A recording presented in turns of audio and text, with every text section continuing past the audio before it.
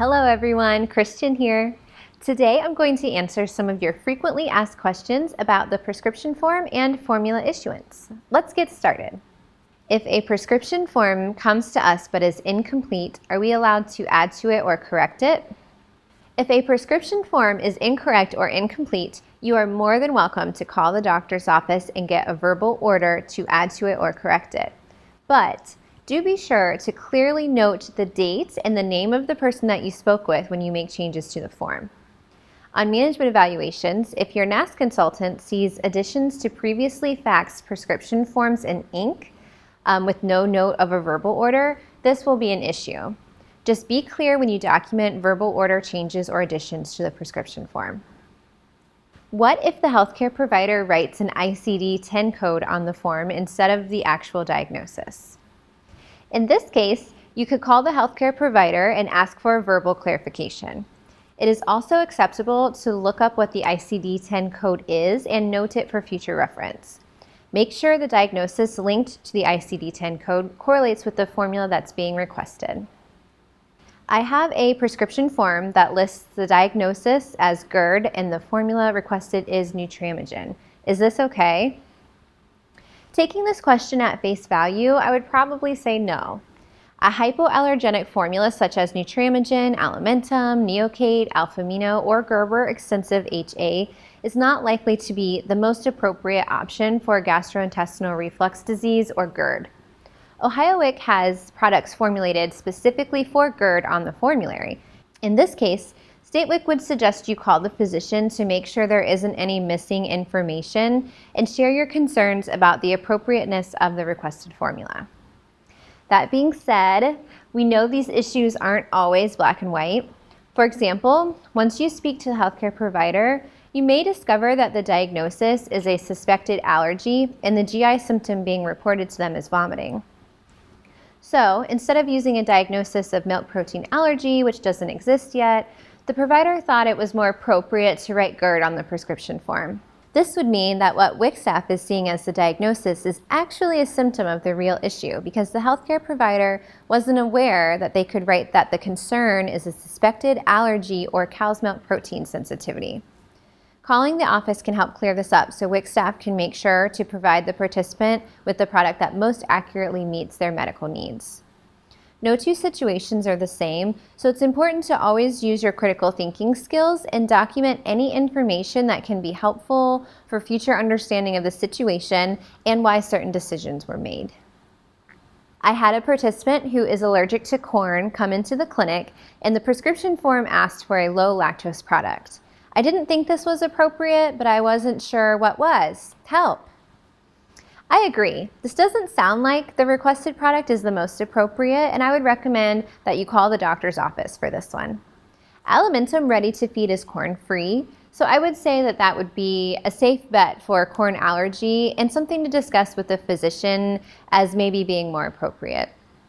Some other products, such as Enfamil Infocare or Neocate products, may also be tolerated by those with corn allergy because while they contain carbohydrates derived from corn, the allergen is usually the protein.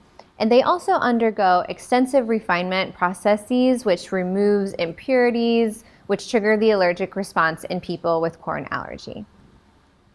I understand that there are special policies to follow when we issue ready-to-feed formulas, and I know that it's okay to issue Gentlease NeuroPro ready-to-feed for neonatal abstinence syndrome because those babies often have additional health risks and those products are needed to manage their condition. However, what do I do if I receive a prescription requesting ready-to-feed Gentlease for something like suspected lactose intolerance? You are correct about ready-to-feed policy and neonatal abstinence syndrome. Ready-to-feed products can be issued at the health professional's discretion if the participant has a medically relevant health condition which necessitates the use of ready-to-feed formula, but it cannot be provided for basic tolerance issues or participant preference.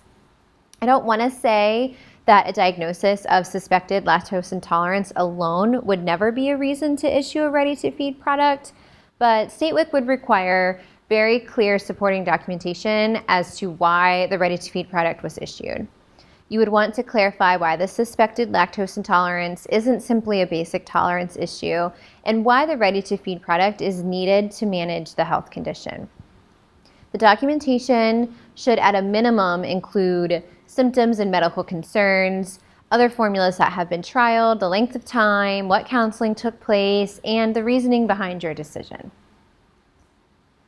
I was told on my ME that we shouldn't be providing a product like PediaSure to participants if the diagnosis is slow weight gain. But isn't that the point of these products? What gives? So, pediatric nutritional beverages are marketed and requested for a lot of different reasons. If a physician wants to prescribe or a caregiver wants to provide a pediatric beverage for slow weight gain, that's fine. However, they would have to obtain the product from somewhere other than WIC, because WIC cannot provide pediatric beverages for slow weight gain or underweight if the diet can be managed with regular foods and there's no other medical condition. Policy Section 312.7 Part B uses federal language to explain when pediatric beverages such as PediaSure can be prescribed. With an authorization from a prescribing healthcare provider, pediatric beverages can only be provided for children with medical conditions and cannot be provided solely for the purpose of enhancing nutrient intake or managing body weight. Pediatric beverages cannot be issued solely for the following: a child refuses to take a multivitamin, a child is a picky eater, a child is underweight but is not diagnosed as having failure to thrive and the diet can be managed using regular foods, a child is assessed to be at risk for or is overweight, or a child is assessed to be at an average body mass index. This information is also on the back of the prescription form for ease of access for healthcare providers. In the absence of additional medical issues, slow weight gain or being underweight does not qualify a child for a pediatric beverage from Ohio WIC. WIC is a nutrition program, and all of our health professionals have at least some advanced nutrition or medical training. So it's our responsibility to help the caregivers of healthy children with growth concerns to learn methods to increase food intake, variety, or caloric density without the use of formula products if possible.